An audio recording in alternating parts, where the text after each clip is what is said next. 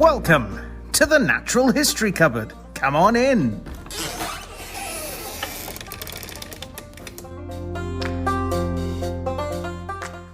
And welcome back to the Natural History Cupboard podcast, the place where the weird and wonderful parts of the natural world come together. I'm your host, Gareth, and with me as always is my co-host, Aaron. Say hi. Hi. Hello. What have you been up to? Lots this week. I've done a couple walks. Walked around Eggersford Forest. Have you been around there? Never even heard of that one. Yeah, so if you go out towards is it Umberley, Chumley, and kind of towards the old Barnstable to Exeter Road towards Crediton. Yeah, It's yeah. down there. It's really nice. Oh. Really nice. Yeah, yeah. See anything? Trees. Other than No, yeah. no, I wasn't lucky enough to see anything other than trees, but it was just nice to be down there with my family. That was all. Yeah. Made That's any about... recent purchases? Yes, I have, but I'll save it till the end of the episode to show people. Ooh. Hang around for that. Anything else? Or No, that's it. You got to I've done lots of walks and stuff, seen a fair few fish, but yeah, keeping it tight. Not really, not much variety. Just No. a couple walks in nature. Well, I've I've been back at school. It's been literally today is the first day my students have been back, so it's been getting everything ready, getting lessons ready to go and planned and everything, and started doing that today. So it was, yeah, it's back to reality for me. Getting excited about the new prospect of talent coming up. Well, do you know what? They all seem excited about the thought of being taught about avian anatomy, zookeeping, and the history of zoos. We went over zoo history today and Wow, okay, yeah. talked about. Took a minute at the deep end. We're talking more about like the menageries of Yep. like, Victorian London and. Oh, so not like going all the way back. Oh no, we went very briefly back to like ancient Rome I was and gonna say ancient where Egypt and when an ancient Babylon, Rome, Egypt, all those different places that had royal menageries and things. And but yeah, we focused more on the Victorian side of it, the sort of menagerie where you'd come and just pay tuppence to poke an animal with a stick in a cage in front of you. So yeah, that was the more interesting side of it. There's a what's the really Victorians that had the humans zoo as well, where they had humans in the so that goes even further. I did include a video in the history PowerPoint about what was dubbed the Victorian Tiger King. Basically, someone who had a tiger in a crate. The tiger escaped the crate. The tiger then attacked a 9-year-old child in the around the sort of dock regions of London. Everyone survived apart from the tiger. Pretty much got beaten sadly over the head with a crowbar. Didn't die, but probably wasn't in very good shape afterwards. No. But then again, a Victorian menagerie, the animals probably weren't in very good shape anyway. No. I was going to include a video about human zoos and the Very darker side dark. of things. Yeah, very dark part of zoo history.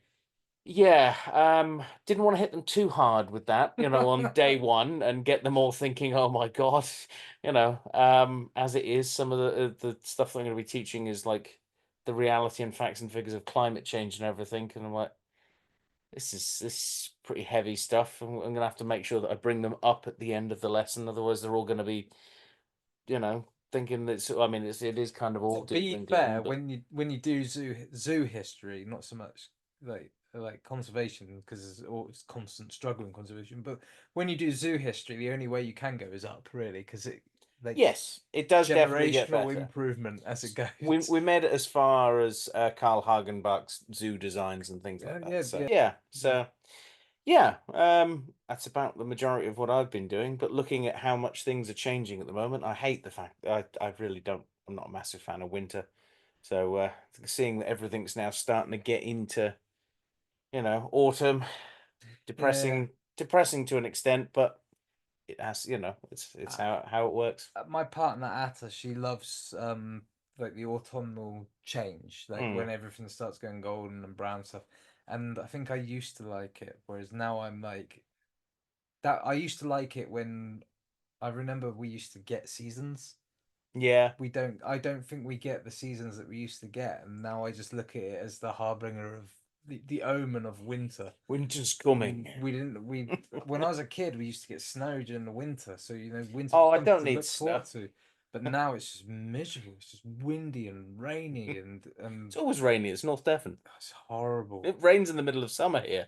Can't stand winter in this country. No, I'm not. I just don't like the dark nights. It's when it gets. The Dark Knight. I No, we no. don't like Batman in the No. cupboard. Does he know we put him in the cupboard? I don't know. Hopefully he doesn't find out. Let's move on to the news before he does.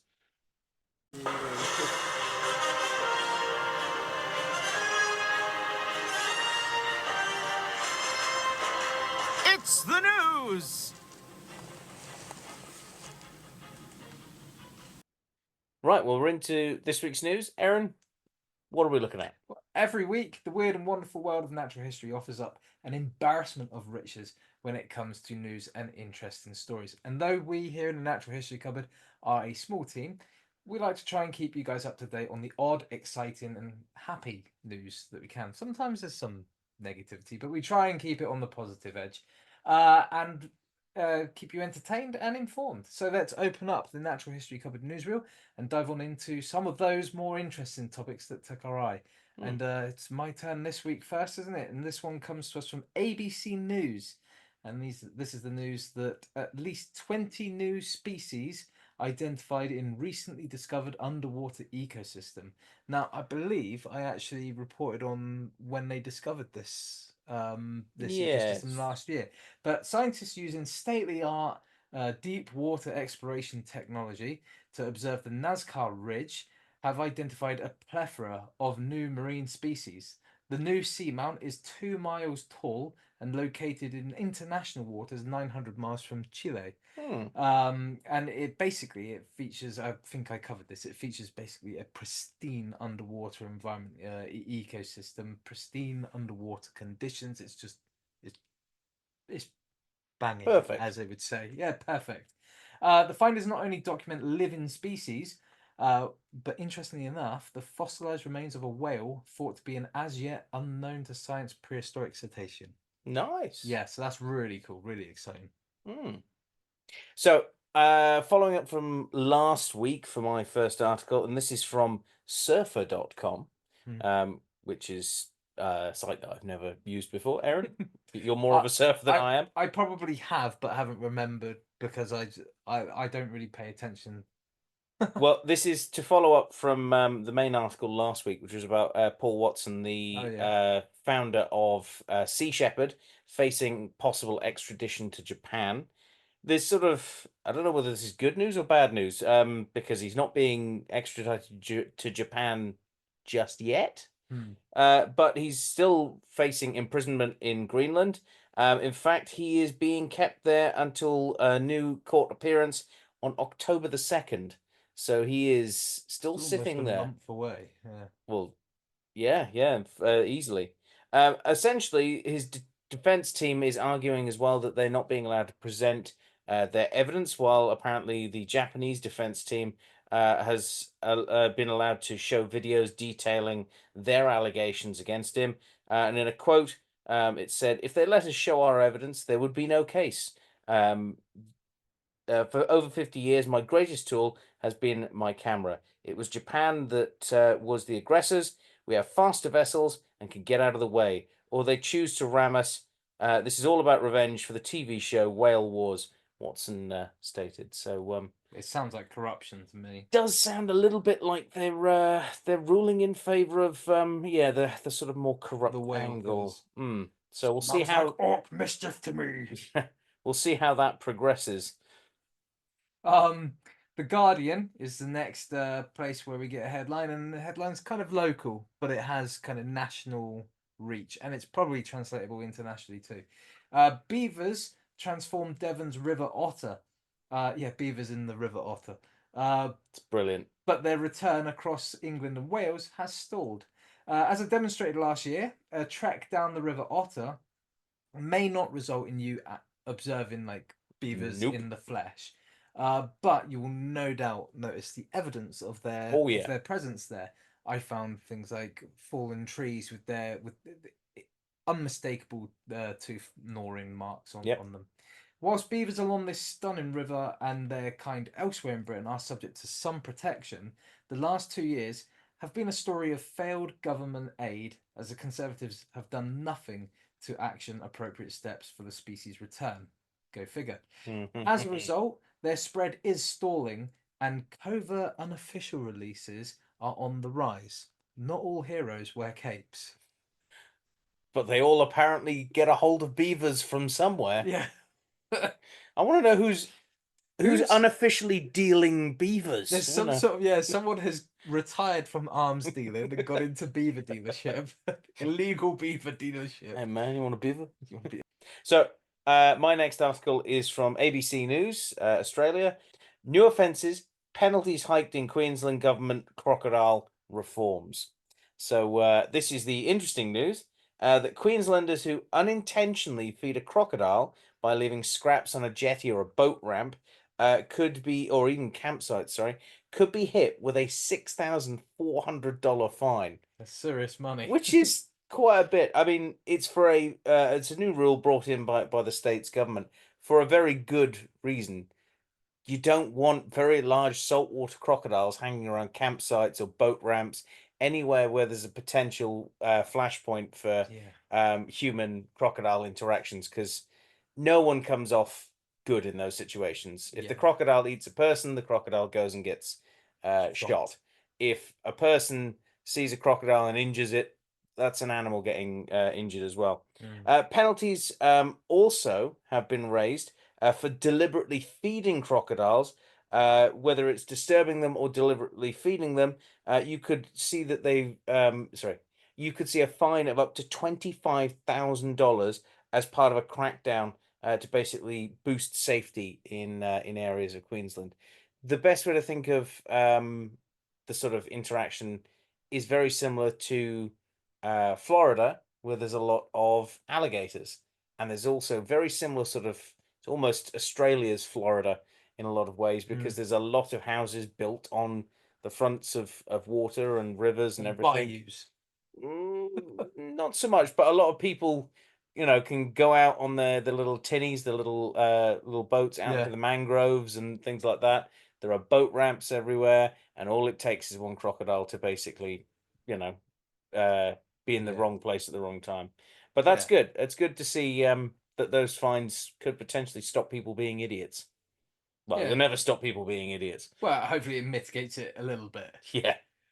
So my final entry into the newsreel comes to us from the National, and it's a Scottish news source. Yeah.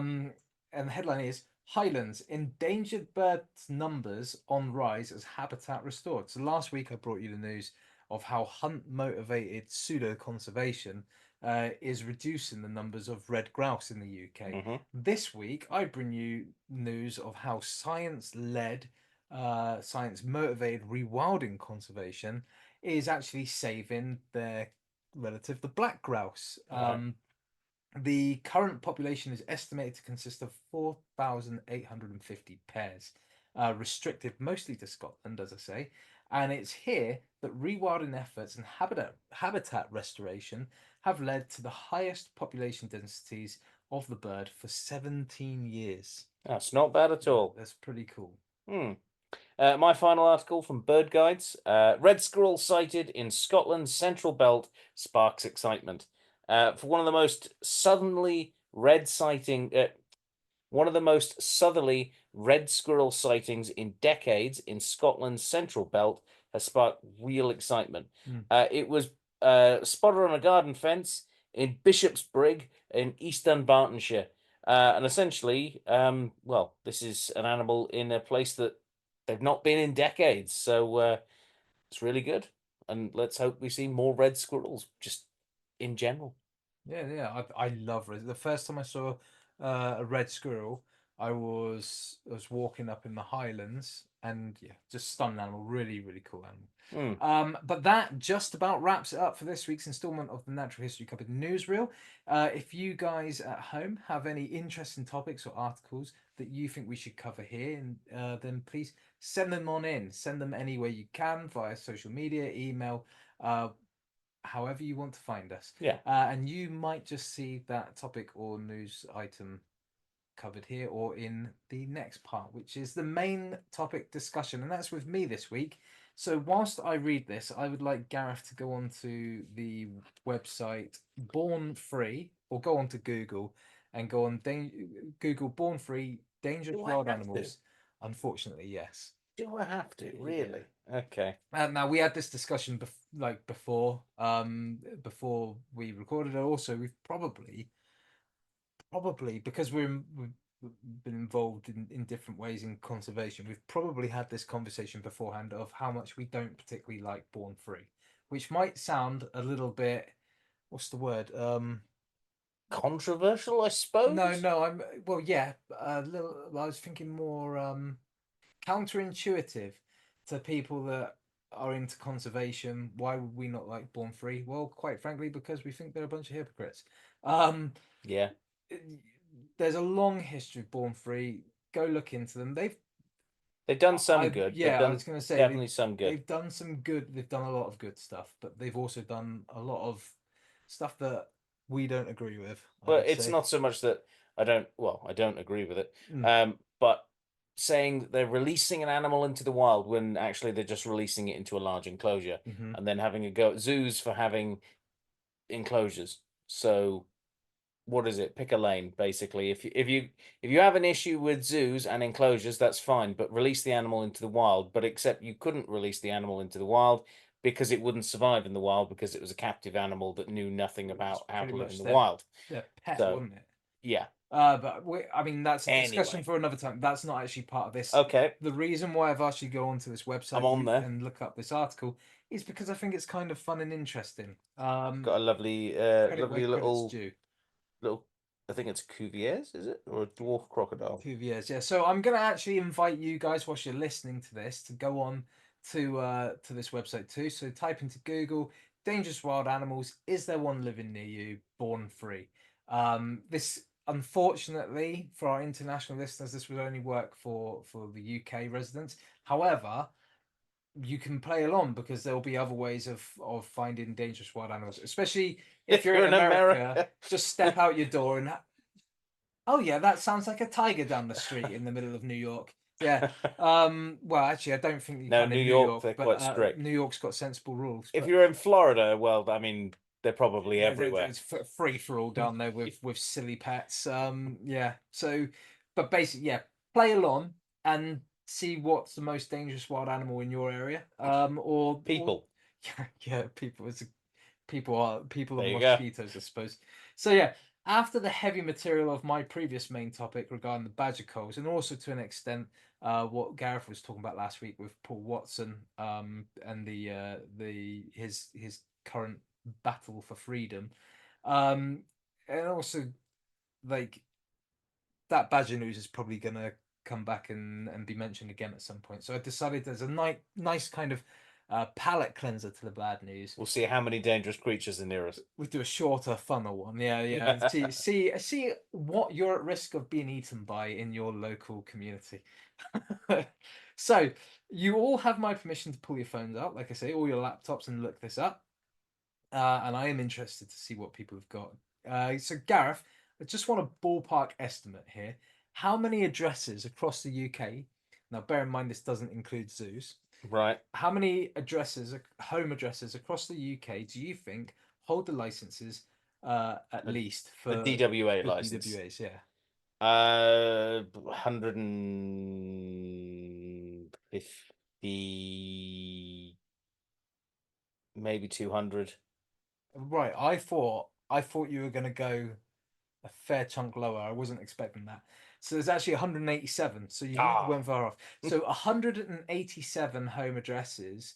They have a DWA license, which means that they can hold dangerous wild animals, animals that are considered dangerous according to UK law. Now, if you're someone in America, you might be thinking 187, that's not really much. I walk down the street and hear all manner of dangerous animals. I'm really over exaggerating. Yeah, a little bit, yeah. But it's just because there are more tigers kept as pets in the US than there are actually wild tigers in Asia. So it's a bit of a pet peeve for me, especially when I see people using tigers, videos of people using tigers to hunt. Like, yes, I have seen that, and also people's idea of fun, driving through the snow in their jet ski with their pet tiger chasing along behind them. White tiger, I might add. Yeah, I Okay. just a pet hate of mine. Anyway, now 187 is actually a lot for the UK, because the UK is it's much smaller, kind Quite a small place, spread yeah, of yeah. land, and it's and it's not as many people. Now, these dangerous wild animals, they could include anything from tigers all the way through to small crocodiles like caiman. But if you use the drop-down box at the bottom of the screen, you'll be able to select a region and then select a local authority, and you'll be able to see a list of species held in that jurisdiction. Devon. So, Gareth, you're selecting Devon, are you? Well, that's where we are. Yeah, you can select Devon. As I say, one thing you will notice is that zoos are not represented. No. This is strictly private pets, plus at least one private facility, which Well, that's interesting. I So think. someone has, in the entirety of Devon, there is one adder in captivity. Yeah, and it's in the Torridge area. That's really sad.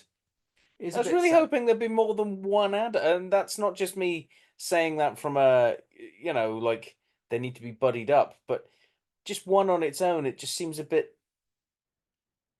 But you've I don't actually know. picked. You've actually Oh, and the picked the Gila one. monsters as well. Bearded lizard. You picked the one that I think is the most sensible. So Gareth picked Devon and then went to Torridge. Oh no, I just looked at the other ones that were there and thought, eh. All right. Well. This says more about my bias of looking for reptiles than the Right, cats that are on fair there. enough.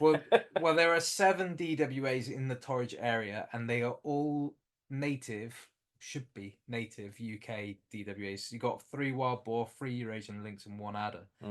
But if you have a look around through the UK, you'll find some pretty surprising ones. There's a frightening number of big cats being kept as pets, and London, if I remember right, it's London. Is chock full. Greater London, there it is. If I remember right, it's chock full of venomous snakes. Yeah, so you got 20 venomous snakes, but there are other places where it lists all manner of rattlesnakes. I was gonna say, go down to Kent. That's where it gets interesting. Yeah. You have got 2 tigers, Yeah. a mer leopard. Someone has privately got an mer leopard. Mhm. That's interesting, just from a conservation point of view. You've got copperheads, cottonmouths, bush viper, puff adder, gaboon viper, rhino vipers, West African gaboon viper, eyelash viper, pit vipers, common lancehead, Malayan pit viper, horned desert viper, Saharan sand viper, eastern diamondback rattle, western diamondback rattler, sidewinders, neotropical rat snakes, rattlesnakes from Colombia, Guyanan rattlesnake, Baja California, basically every conceivable rattlesnake there is. Mambas, green mambas, and 1 zebra. Yeah. in Maidstone, there's a zebra. Well, there you go. Mozambique spitting cobra, Asian short-clawed otter. Why? Yeah, there's Just why? Well, that's interesting. in Wales you've got 219 wild boar, 3 Asian elephants. I know I know where those elephants are. They're down in a in an Buddhist ashram. That's Buddhist right. temple. Yeah. I never knew in that there was the one there, valleys. and I didn't know that there was that there was elephants there. But yeah, Welsh elephants. so yeah, it's very interesting. It makes for very interesting reading, seeing what dangerous wild animals are near you. And I know where the 30 bison are as well. Do you really? Mm, Oh, cool. You're gonna have to tell me that later. yeah. because I really would like to see some bison. So yeah, just have a look where you're from, and if you want to, let us know what dangerous animals are near you. Of course, like alien big cats in the Doesn't countryside count. do not count. It has to be one that's owned as a pet. There are 40 mouflon in Perth. Yeah. Ah, So yeah, that just about wraps up the news for this week. So interesting. shall we scuttle into your creature Yeah. feature? None of the ones that I'm looking at are on here either. They're No. not counted. It's the creature feature. Okay, well, we're into this week's creature feature. And as you probably know, I'm a bit of an insect fan, shall we say?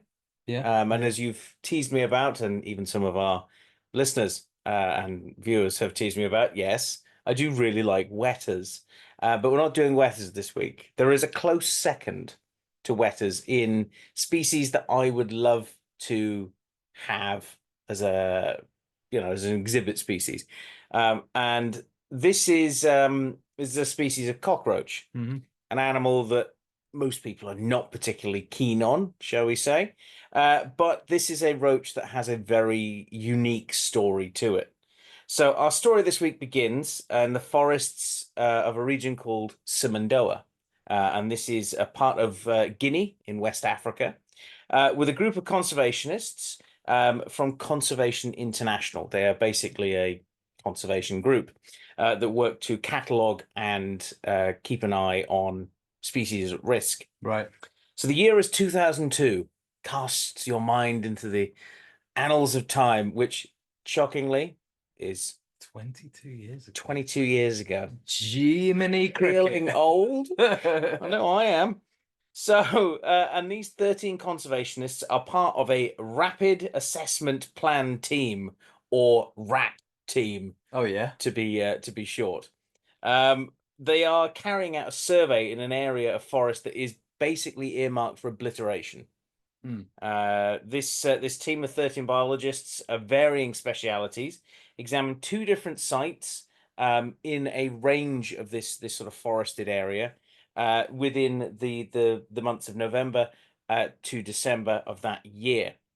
Now, the team themselves catalogued at least 797 species, including several new species of plants and some katydid species, fantastic species of cricket, a frog, and a very unusual cockroach. In fact, there were several species of cockroach they also came across, but one of them is the feature that we're looking at this week. And that cockroach is the Simondoa cockroach, otherwise known as the extinct cockroach, or its scientific name, which is Simondoa conservarium.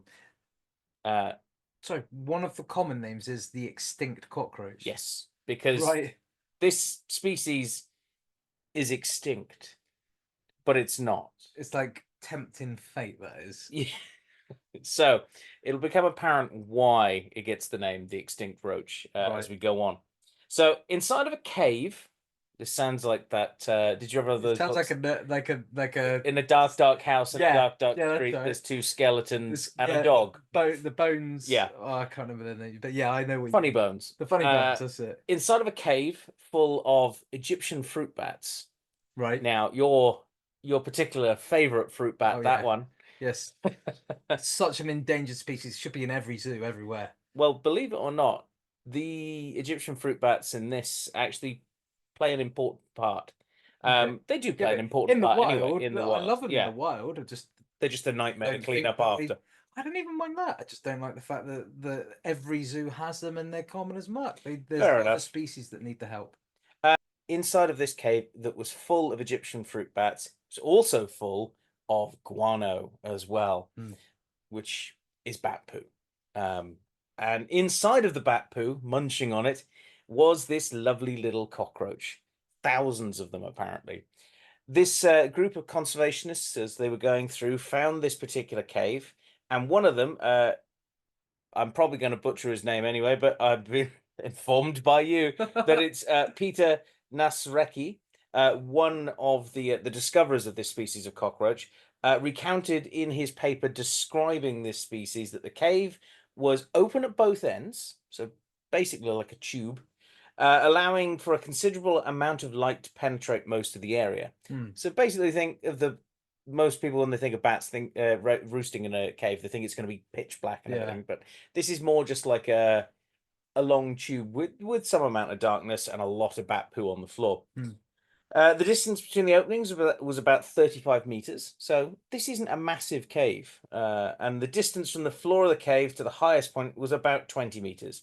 The humidity was high and maintained by a small stream running through the center of it.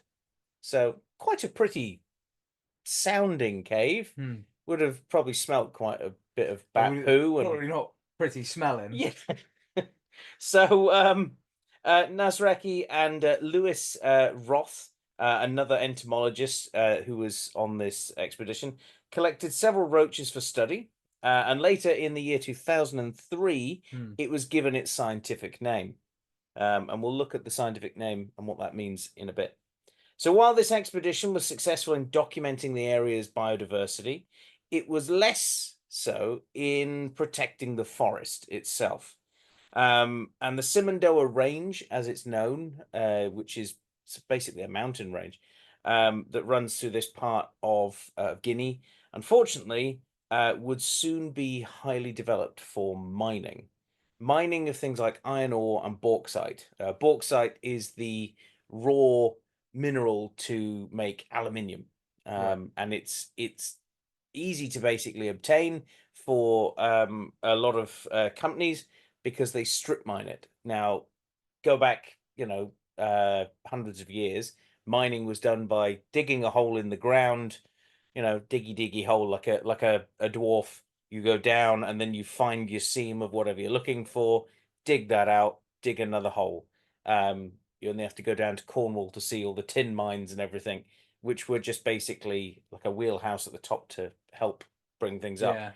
And then just a hole in the ground.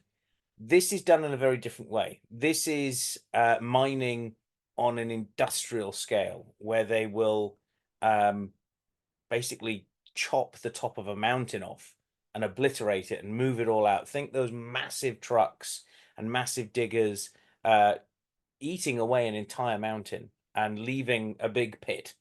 They'll use explosives to obviously disrupt the rock.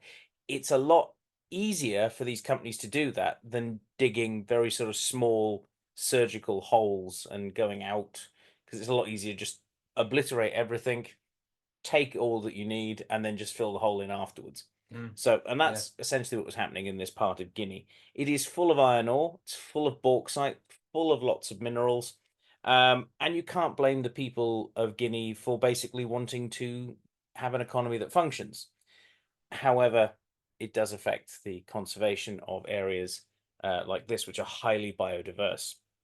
So soon after this area was sort of surveyed, it was earmarked for mining by companies like Rio Tinto, which you may have heard of before. They're one of the world's biggest mining companies, and several other Chinese-run companies as well, which have been spending a lot of money in West Africa and parts there to basically buy up as much minerals as they possibly can at source. So, unfortunately, though, this meant that warnings from Nazraki of the possible extinction of this cockroach were sort of unheard.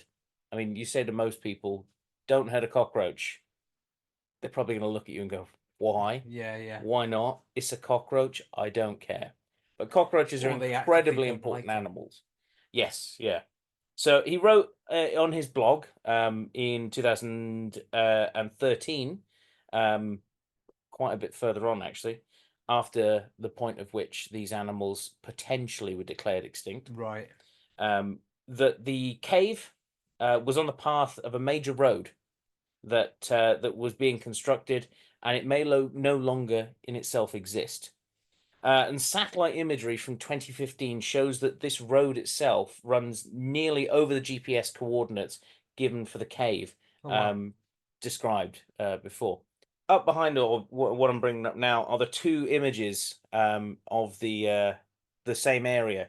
The cave itself was known as Whiskey 2, I believe there was a whiskey one as well. And the GPS coordinates for it basically show that it's in the path of where this road was. So the potential is the cave no longer exists. So since the cave's original discovery in 2002, there's only been really one other expedition during 2008. A bat survey, in fact, by some mammalogists, which is the term for someone who studies mammals.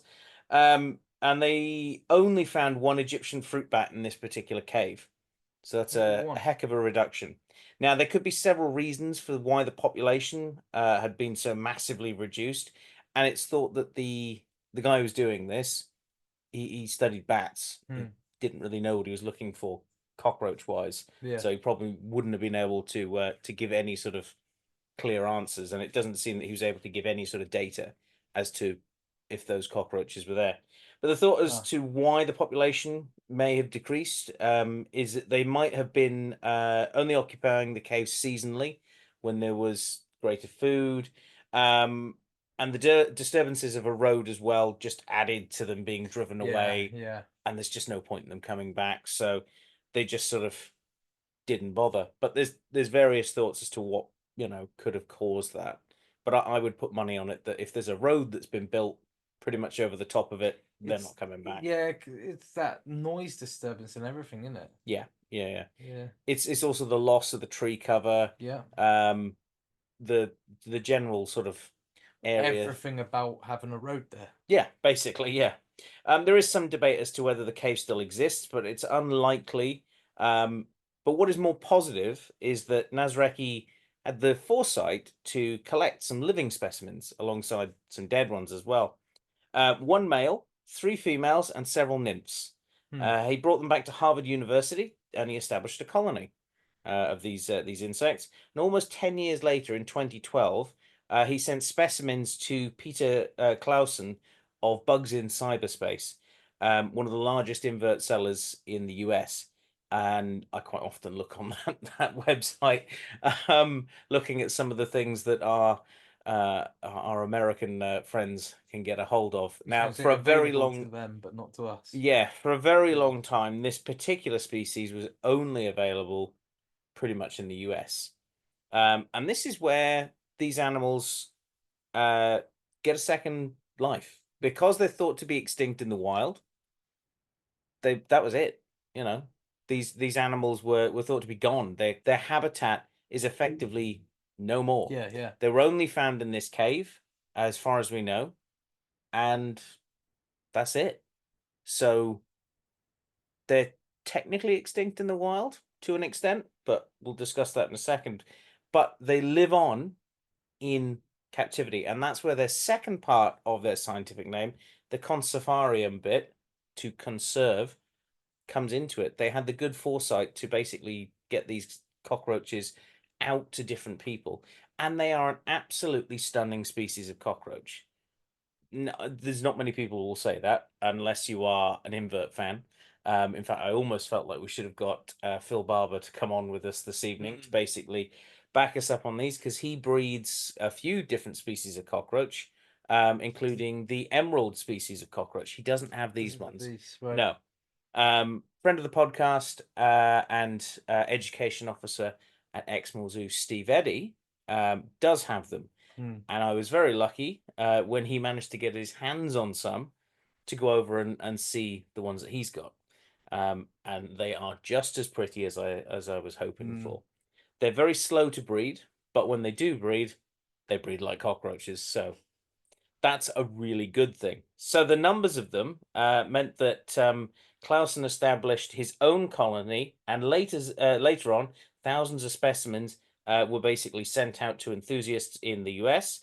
Eventually, it started to be able to be spread to Europe, Asia, fulfilling like I say, the conservation part of its scientific name, meaning that the species will, will live survive. On. Yeah.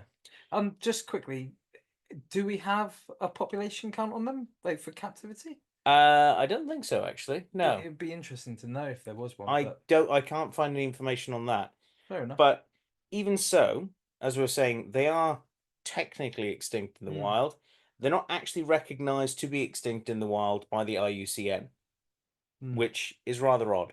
And it's more to do with the fact that it's not really been studied. It's data deficient. Data deficient. Yeah. And I don't think they want to make a definite call on it until they exactly know.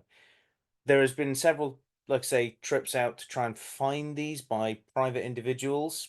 No one's been able to find any. But it's good to know that at least the numbers of them in captivity are substantial. And with things like this, there is the potential that they could be reintroduced. The bigger problem is obviously that particular area of Guinea is being heavily mined. Yeah. And unfortunately as well, areas of the forest are being chipped away at, until eventually we may see the destruction of whole areas of that forest that will never come back. Yeah. And this is just one species that someone was lucky enough to take some out of the wild and breed them in captivity. There may be multiple species that were there that we never even knew and are now gone. And to those that might be thinking about how can an entire species be isolated to just one cave? It happens. We've spoken about, was it the devilfish? The devil's hole pupfish, yeah, Devil's is hole only found in pupfish. one small cave in the middle of the desert. And so there's species of invertebrate that the entire species can be found just on one tree. well, right here in North Devon, right here in Devon, there's one of the rarest spiders in the UK. It's only found in one quarry in South Devon. Right. And I think it's called the horrible spider, which I think is a horrible That's a name. horrible name for. So it's a tiny little thing, but rare as anything. So hopefully, there is a chance that in the future some of these cockroaches might be re-released back out into the wild. Now, there's nothing to say that they couldn't be released into another cave, because if those bats are transitory, then it's just anywhere where there's, going to be some suitable habitat for them. Yeah. But that's really something that has to be answered by studying the area in a lot greater detail. And I would certainly say, if anyone wants to jump on our Patreon and wants to give us enough money to go to Guinea so we can go looking for these and, sort of have a good look around the Guinea rainforest, that would be greatly welcomed, and we'd take you along with us. But it's something that now sits highly on my list of somewhere I'd love to go. Find that road, find where those cockroaches were, and just try and see if there is still any of them there. The next major thing along those lines, probably more realistic, is getting a hold of some of them for myself as a captive specimen. The only cockroaches I currently have as pets are Madagascan hissing cockroaches. A lot bigger, a lot easier to breed. I thought you still had death's head cockroaches. No, I've never had them as pets. Saying to you but before over we the started, I like over the this. years in the zoo, in various zoos, we've had giant peppered cockroaches, death's head, banana, domino. The absolute stunning range of cockroaches that exist is amazing, and they are not these horrible little creatures that people make them out to be. They're incredibly. I haven't even touched on that the importance of what cockroaches do for the environment. They are the cleanup crew. And I think we'll come back to them as well. And they're cleaner than you. Yes, yeah, definitely. Don't make me go into my cockroach talk. There's a cockroach for everybody. There is. There really is. I genuinely think that there's a cockroach for everybody. I think, yeah, I think if you just let yourself get to know them. So yes, that is the simondoa cockroach. Unfortunately, a species that is technically extinct in the wild, hence why it's known as the extinct cockroach. Right, that answers my question at the start, yeah. But it is not extinct. It is very much alive and doing well in captivity. And next time someone says to you that captive breeding programs are unnecessary and that animals don't do well with human help, well, yeah, you tell them about this cockroach. I mean, that's just one of a multitude of inverts, but yeah. Yeah. Multitude of animals too. Well, this is true. Yeah. Right, well, let's move on to our emails then. Let's do it. Bing! You've got mail. Ooh, it's an email. Right, well, we're into this week's emails. I'm going to start things off with last week's question, which was, what animal would you add a horn to make it cooler? This is based Hmm. on the unicorn of the sea, Unicorn, the Jedi of the the sea. Jedi of the The sea, underwater the unicorn. narwhal. So Aaron, what have we got? Yeah, so first of all, we got Spencer Seams. He said alternate pick Komodo dragon because it's a dragon already, so why not? I like that answer. Yeah, it does it's feel a good bit answer. like 1960s dinosaur Iguanodon, film. Yeah. yeah. Our very own Drew has said that everyone hasn't said humans is a shock. Yes, there are downsides, like humans persecute other humans on baseless physical attributes a lot. Mm. Maybe we don't also need hornism Horn shaming. alongside other isms. T-shirt difficulty in putting on. Yeah, that would not be good. I have enough difficulty getting them over my dreadlocks, so But upsides: mad, cool, and majestic. AF can headbutt people. Yeah, why not? I think these can negate the downsides. yeah, I reckon so. Fair enough. To which Stuart Beard has replied, it's a tough one because humans are simultaneously both the worst and best thing that's ever happened to the planet. Speaking as one, I can very much agree with that. We've been to the moon and sent machines into deep space, and within a lifetime should become an interplanetary species, and yet Within a over lifetime. well, yeah, and yet overpopulation and insane consumerism is destroying the planet. Very true. That's true, but what's that got to do with humans having a horn? I mean, we do it whilst poking things with a horn in space. Hmm. Space horn. Anyway, it's. I think what the more interesting question is Stuart suggesting we start nuking Mars to terraform it Yeah, why because not? that's the only realistic planet that we've got. Yeah. Maybe there's a couple moons, but that's another story. We're getting on. So Stephen Eddy has got yet another one that I agree with actually. Yeah. Tenrex. Give Tenrex a horn. Even spikier animal Yeah. now. My other half has put elephant because tusks just aren't enough. I think though, if you're gonna go elephant, like I agree with her, but I think I would do 2 horns instead of 1 for that. It'd have to be 2 like bull horns. Yeah, but the thing is, elephants have already Yeah. played with all these ideas. Mm. You know. Then Spencer said, I've just seen what my uncle has written underneath this. Spencer Seams has said he's come back with another suggestion. He said platypus because they need another thing to make them even more extra. What did I say? Yes, said. precisely what I said. Yeah. Pete Watts has put nanny. Yeah. Not sure. Yeah, that's my grandma. Yeah. So then Danny Kevan has oh, by the way, Danny Kevan, because he wrote into us, I will say this because he wrote into us, you remember it was not last week, the week before, Yeah. where he explained about how he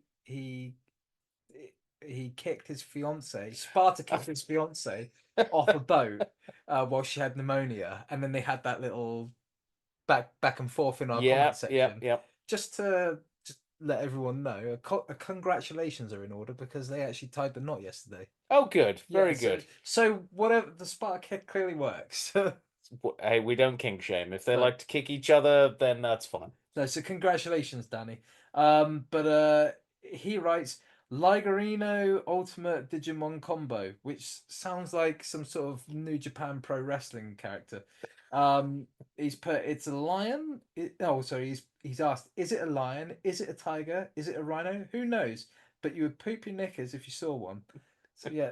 Okay. So he's made a chimera, basically. Yeah. Okay. Scott James Pudding Skim has put Okapi. I think I'd like that. Yeah. Where would you place the horn on the? I mean, you're I gonna think it'd go. be a rhino it's- nose like thing. Well, I was gonna go full unicorn, and just have it in the middle of the forehead. I think. You could do that. I mean, they already you've got are. the ossicones there, and there'd be So like it gets little 3 like horns. giraffic Yeah. triceratops. So then Jem Babs has said, "My instincts tell me a horse." Well, yeah. That's yeah. That's not very original, Jen. But people wouldn't be happy. There we go. Unless we genetically modified it to be rainbow coloured. What about slugs? They would be easier to pick up Horned when slug. eating my veggies. I can pick up snails, but not slugs, so a horn would be a good addition. I just want to see them trying to headbutt you. Mm. The slowest Yeah. headbutt ever. Or they just build up all their power and they just annihilate you with one hit. Mm. Kelsey Watts has put a duck. Dylan and Doris would have been unstoppable with horns. Mm. And Well, they were ducks of yours. Yeah, they were magpie ducks. They were really nice, lovely ducks. And then Dawn Bartlett has said domestic cat, which Yeah. yeah, but you know, my fear of that is, you know, when cats are getting comfortable in you and they do that with their claws. Oh, they're going to stab you in the gut. hurts, but then when they headbutt you, like you then got a horn to worry about too. Yeah, they don't really need any more sharp bits on them. They've got, but cats are like the ultimate carnivores, so ultimate Yeah. predator. Yeah. So that was last week's question. This week's question is: what is your favourite sign that the seasons are changing? I hate the fact that the season is changing. For our northern hemispheric viewers, we're obviously going into winter. Or into autumn, sorry. So things are getting colder, the nights are getting darker, animals are disappearing off to other parts of the world to basically enjoy a lovely summer somewhere else. Whereas the rest of us have to sit here and get wet, cold, and miserable. I'm not a fan of the winter. No, not in the slightest. But because everything goes to sleep, the plants stop growing, the insects disappear, and yeah, I'm painting a really bleak picture here. But the birds go back to Africa. there are some birds that actually make the winter like really interesting. You know, some that really sort of stand out. Kick the absolute like garbage Heck out of each other. Yeah, a lot of the small garden birds that hang around, they're really interesting. I don't really have a favorite changing of the season into autumn, I suppose.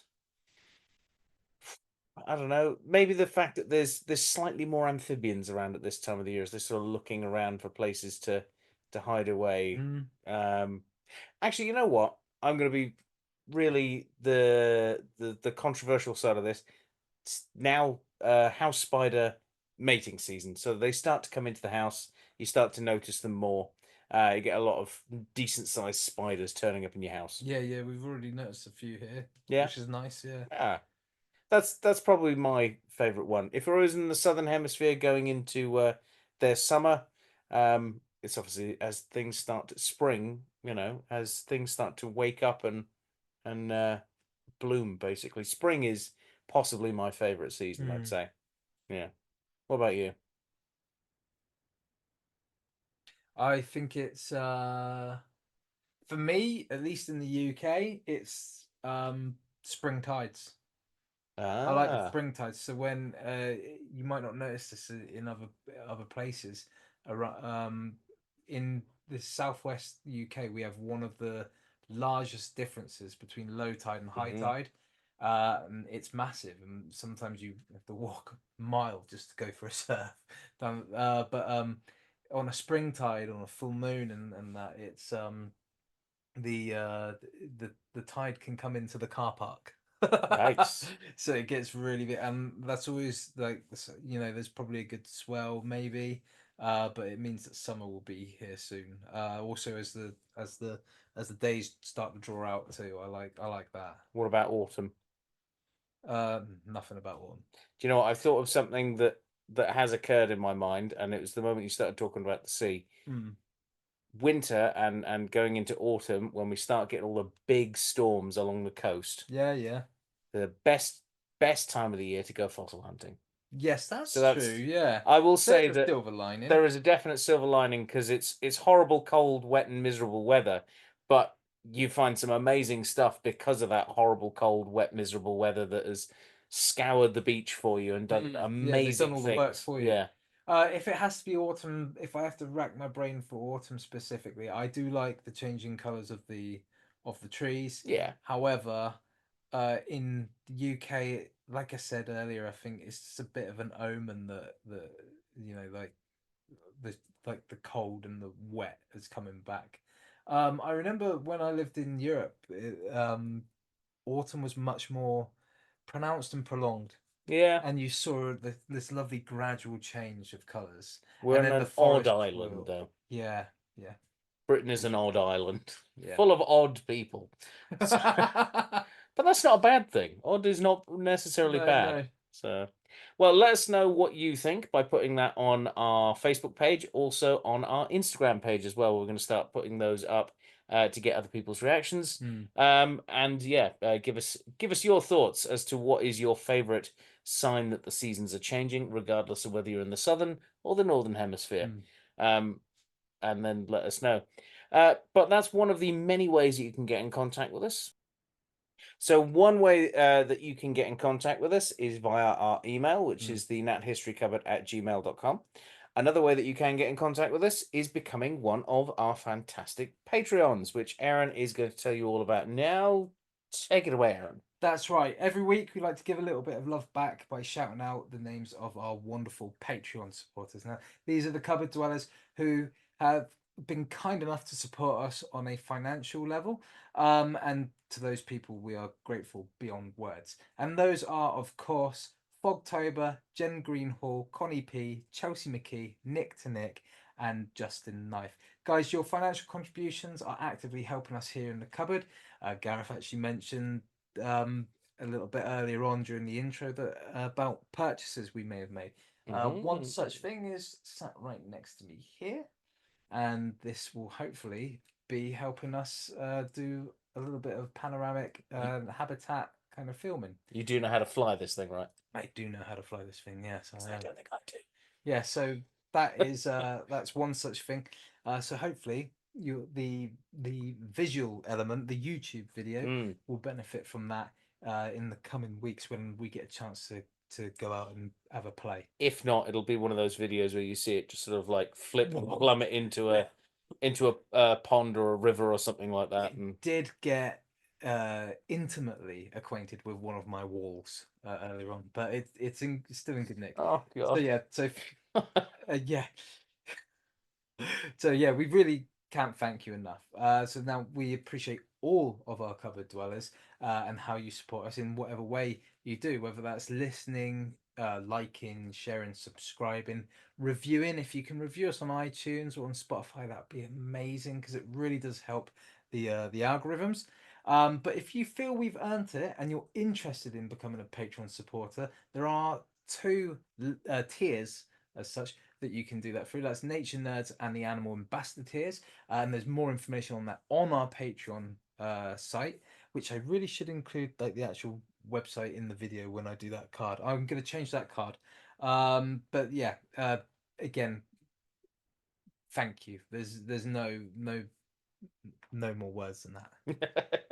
Yeah, thank you very much. Aaron hasn't got the words, even though they're written down there. Words failing me.